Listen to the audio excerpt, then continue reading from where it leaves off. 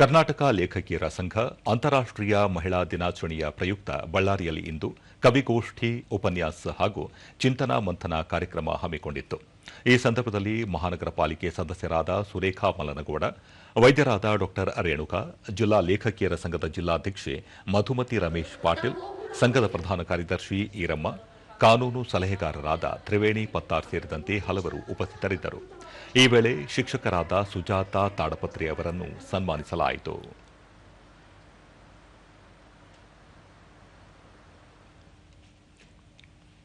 ಬಳಿಕ ಸುರೇಖಾ ಮಲನಗೌಡ, ಮಹಿಳೆಯರು ಇತ್ತೀಚಿನ ದಿನಗಳಲ್ಲಿ ಎಲ್ಲಾ ಕ್ಷೇತ್ರಗಳಲ್ಲಿ ತೊಡಗಿಸಿಕೊಂಡಿದ್ದಾರೆ.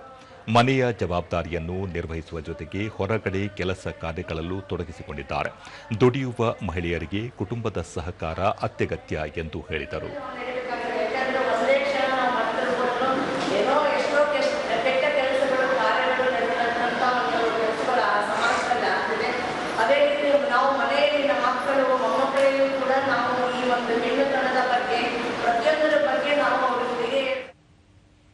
ಉಪನ್ಯಾಸಕರಾದ ಸುಶೀಲಾ ಶಿರೂರು, ವಚನಗಳು ಹೆಚ್ಚಾಗಿ ಸ್ತ್ರೀ ಪರವಾಗಿವೆ. ವಚನಗಳನ್ನು ಪುರುಷರು, ಮಹಿಳೆಯರು ರಚಿಸಿದ್ದಾರೆ.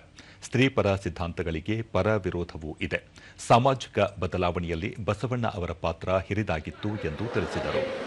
ಇಂಥದ್ದೊಂದು ಕೆಲಸವನ್ನು ತಾವು ಮಾಡಿದರೂ ಎಲ್ಲರೂ ಹಂಚಿದರು. ಹಾಗಾಗಿ ಅಲ್ಲಿ ಮಹಿಳೆಯರು ಗುಣಾತ್ಮಕ ಮತ್ತು ಸಂಖ್ಯಾತ್ಮಕವಾಗಿ ತಮ್ಮನ್ನು ಅರ್ಪಿಸಿಕೊಂಡಿರುವಂಥದ್ದು ನೀವು ನಾನು ನೋಡ್ತಾ ಇದ್ದೀವಿ. ತ್ರಿವೇಣಿ ಪತ್ತರ್, ಮಹಿಳೆ ಆರ್ಥಿಕ, ಸಾಮಾಜಿಕ, ಶೈಕ್ಷಣಿಕ ಮತ್ತು ರಾಜಕೀಯವಾಗಿಯೂ ಮುಂದೆ ಬರುತ್ತಿದ್ದಾರೆ. ಆಟೋ ಚಾಲನೆ ಮಾಡುವುದರಿಂದ ಹಿಡಿದು ಅಂತರಿಕ್ಷದವರೆಗೂ ತನ್ನ ಛಾಪು ಮೂಡಿಸಿದ್ದಾರೆ ಎಂದರು.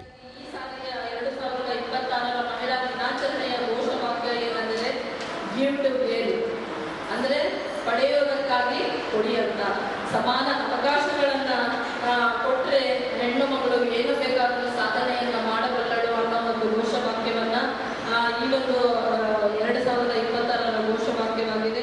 ಮೈಲಿಗೆ ಇದೇ ವೇಳೆ ಹಲವು ಕವಯತ್ರಿಯರು ತಮ್ಮ ಕವನ ವಾಚನ ಮಾಡಿದರು.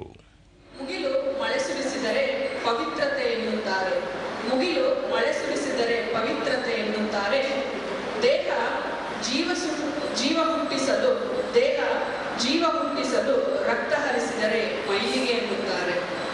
ತಿಂಗಳಿಗೊಮ್ಮೆ ಪ್ರಕೃತಿ ಕೊಡುವ ಸಂಕೇತ, ತಿಂಗಳಿಗೊಮ್ಮೆ ಪ್ರಕೃತಿ ಕೊಡುವ ಸಂಕೇತ ಅವಳಿಗೆ ಶಾಪವಾಯಿತೆ ಅಥವಾ ಸಮಾಜದ ಕಣ್ಣು ಕತ್ತಲಾಯಿತೆ. ಸಮಾಜದ ಕಣ್ಣು ಕತ್ತಲಾಯಿತೆ.